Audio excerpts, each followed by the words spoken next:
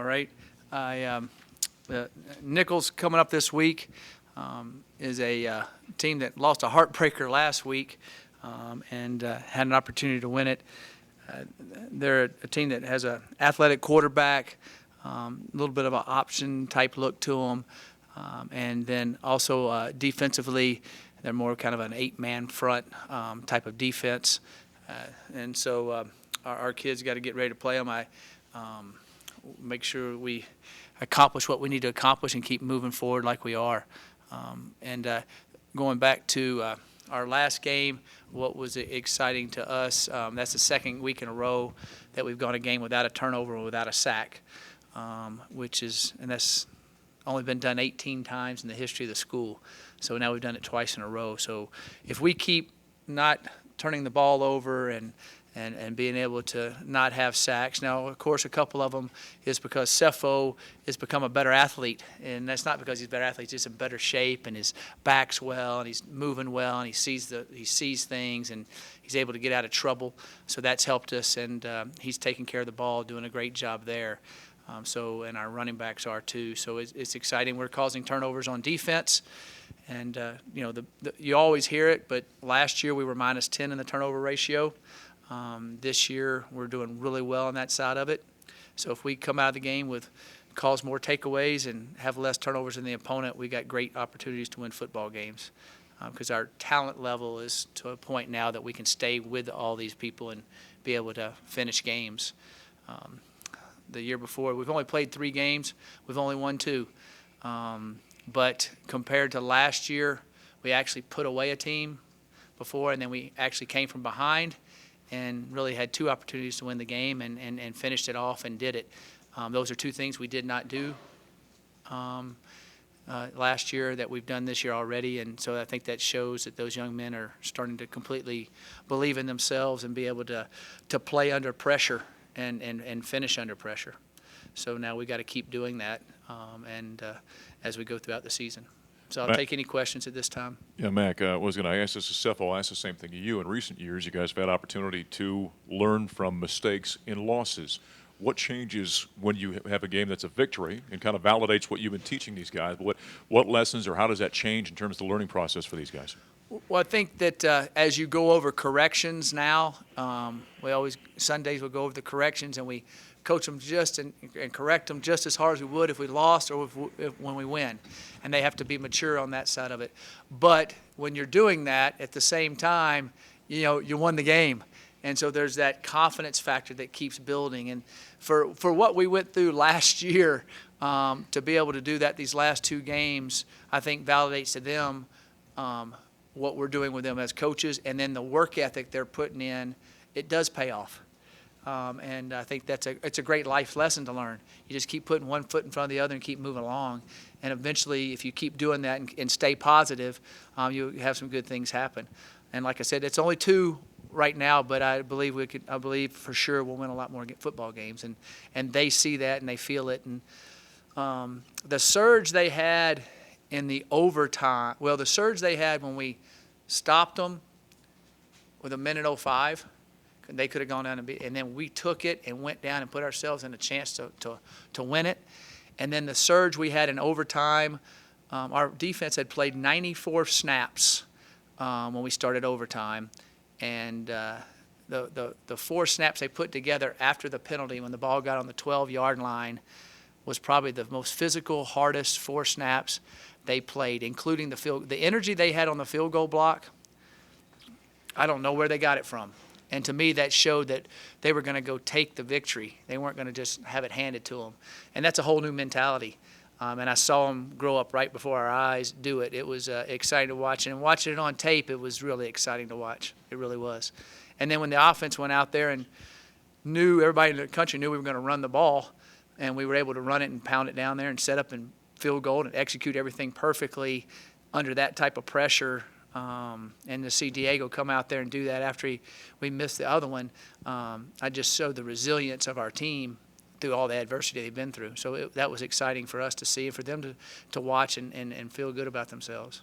Coach, you mentioned that last week that the result of the CSU game is you're going to have a lot of interactions off the field people bringing that game up to you? I know it's only been a few days. Have there been any fun interactions you've had as a result of that game?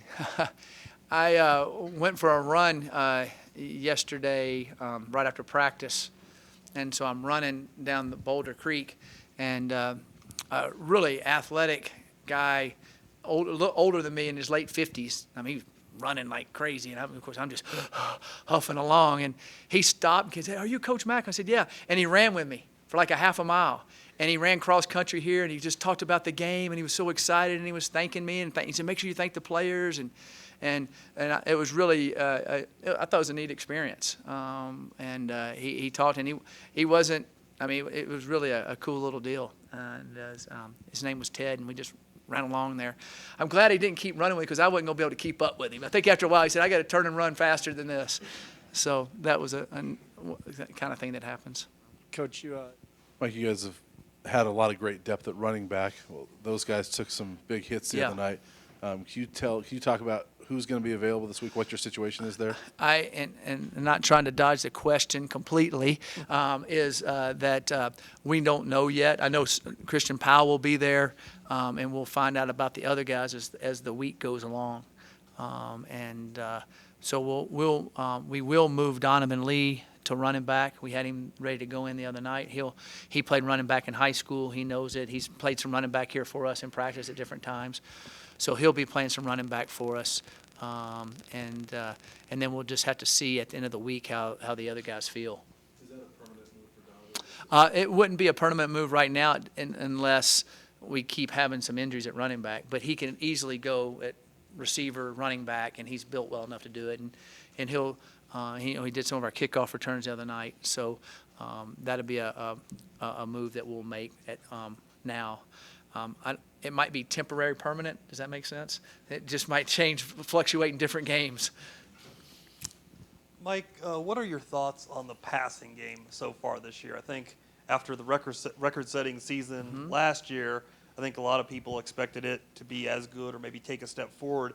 It seems like it hasn't. Do you agree with that? And I guess what are your thoughts on it? Well, I think good question. We weren't as precise as we'd like to be early on, like the Hawaii game. We had a little bit of issues with Cepho being able to set his feet as well in that game. The last few games, we've been able to set our feet and make some plays. The UMass game, we were able to run the ball. And so we never had to just go ahead and open it up like we did last year against them, which is a good thing. We were able to put the game away that way. So that kind of – and then I thought in the CSU game, I thought we made some plays when we needed to make it there. And we hit a long one. We dropped a long one, and we missed a long one. If you're 2 out of 3 on those, that's 50 more yards or 60 more yards right there and another touchdown. And we had a touchdown called back that was a great passing play.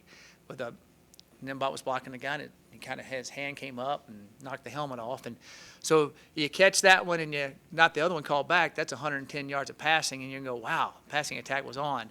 So I think we're good at. We're just not having to throw it as much, which to me is a good thing. If we can be balanced, and then we'll be better in offense and be able to put games away. But we made some plays on that last drive. We made some plays in the passing game that got us back in the football game. But I still think that we need to be able to run the ball well. But I definitely think if we have to go throw it 50 times a game to win a game, I definitely think we can do that. Coach, what challenges do you expect your team to face this week? What challenges? Well, I think number one, offensively, with their attack that they do, a little bit of option type stuff in it, and then them being able to do that on us. We got to be sound defensively, understanding that we really hadn't had a team that's done that yet. And then defensively, they're going to load the box up on us. That's what they've showed. So I think that we're going to need to be able to throw the football and take some shots, be able to take some shots downfield type thing. Those are the areas that we need to do well. And then we need to do well in our special teams. We've had some big plays in our special teams and had some bad plays. We need to put a consistent, full game together on special teams, and I think that'll make a big difference in the game. Hey, Mac, a quick comment about about Kenneth Crowley. I mean, he's one Yeah. of those guys that looks the part when you Uh-huh. see him getting off the bus. I mean, he looks awful good, and you've challenged him by putting him on, a Rashad Higgins, a Tajay Sharp, the best receivers on the other side. How have you seen him respond in that regard? I thought he played really, really well Saturday. He had the the one play there where they had a double move and had the interference call. But I thought he made a lot of good plays. I thought he played really well. I think he's improving daily. To me, Saturday night he played with an ultimate confidence that I haven't seen him always play with, and that was really good to see. And I think it was one of the things was he rose to the talent he was playing against. I mean, Higgins is good and Hansley's good, and I thought he was pretty much all over them every time they had a chance to blink when he was on them, and I was impressed with what he did. I wish he would have stayed down the near sidelines. He would have walked in the end zone. But he ran across the middle. We got to work on that. Stay down the near sidelines when you intercept the ball. You got a lot better chance to score. Coach, you've lost 2 players to the targeting rule, 3 ball games. Are you seeing that is having an effect on how guys are tackling or being aggressive, or what's Well, you cannot slow down their aggression. You just got to slow down their aiming. They not slow down their aiming. You got to work on their aiming points. But it's a tough. It's a judgment call. It's a bang bang play. You can't be hesitant. But it's good to definitely to protect the players. There's no doubt about that. I think it's it's a tough call at times, and it's the right call at times. So it's a debatable subject right now, and I think it'll be debatable all year. And I think they'll review maybe other ways to implement it in the future.